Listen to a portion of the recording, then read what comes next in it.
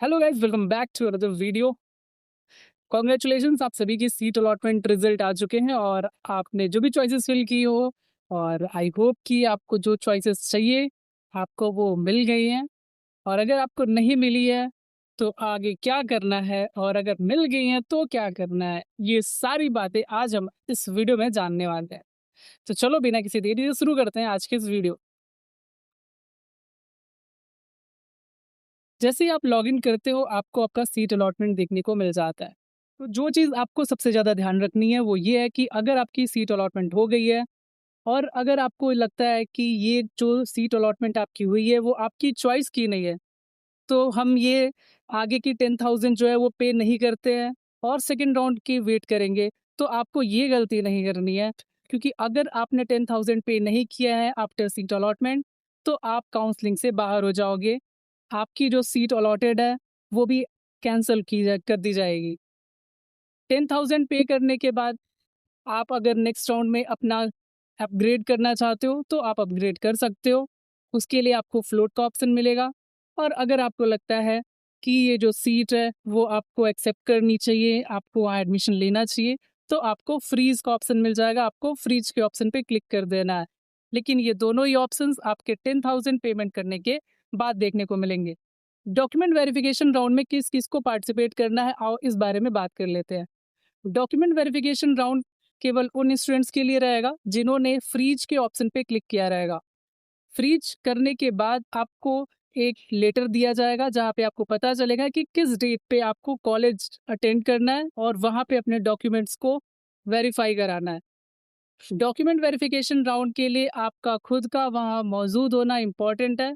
आपकी बिहाफ पे कोई और वहाँ पे जा कर के आपका एडमिशन नहीं करा सकता। उसके लिए आपका वहाँ पे जाना इम्पॉर्टेंट है। दूसरी चीज़, जितने भी डॉक्यूमेंट्स आपने फॉर्म फिलिंग के टाइम पे सबमिट किए थे पीडीएफ फॉर्मेट में, उन सभी डॉक्यूमेंट्स की ओरिजिनल कॉपी आपके पास होनी चाहिए डॉक्यूमेंट वेरिफिकेशन राउंड में एडमिशन के टाइम पे। तो क्या जिन्होंने फ्लोट का ऑप्शन क्लिक किया था, जिनको अपनी सीट अपग्रेड करवानी थी, क्या वो डॉक्यूमेंट वेरिफिकेशन राउंड अटेंड नहीं करेंगे?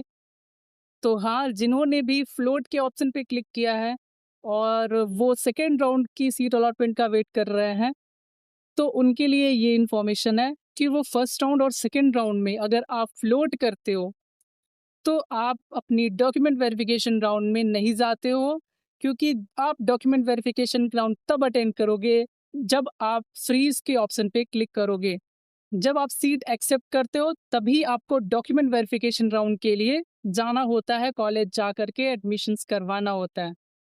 अब बात कर लेता हूँ कि अगर आप डॉक्यूमेंट वेरिफिकेशन में नहीं जाते हो तो क्या होता है। सीट अलॉटमेंट आ गई, आप 10,000 पे कर दिए, लेकिन और फ्रीज भी कर दिए, लेकिन आप डॉक्यूमेंट वेरिफिकेशन राउंड अटेंड नहीं कर पाते हो।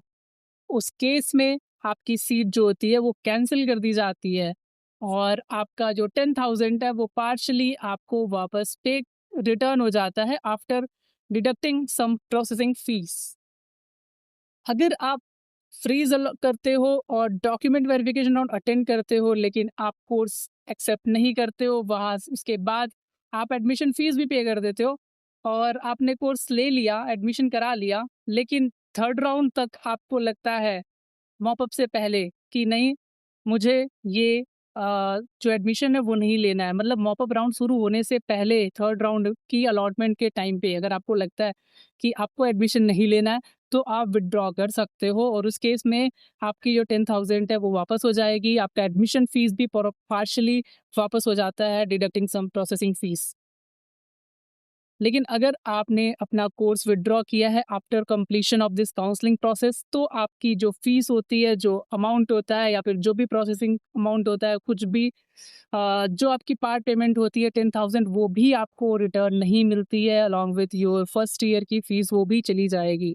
तो जो भी डिसीजन लेना होगा आपको थर्ड राउंड तक ले लेना होगा, क्योंकि अगर आप थर्ड राउंड पे एडमिशन कैंसिल करवाते हो तभी आपकी जो सीट है वो मॉपअप में ऐड होती है। लेकिन अगर आप मॉपअप के बाद एडमिशन कैंसिल कराते हो तो वो सीट वैकेंट रह जाएगी पूरे साल के लिए, और इसकी वजह से आपका जो पेमेंट है, जो फीस है, वो रिटर्न नहीं होता है।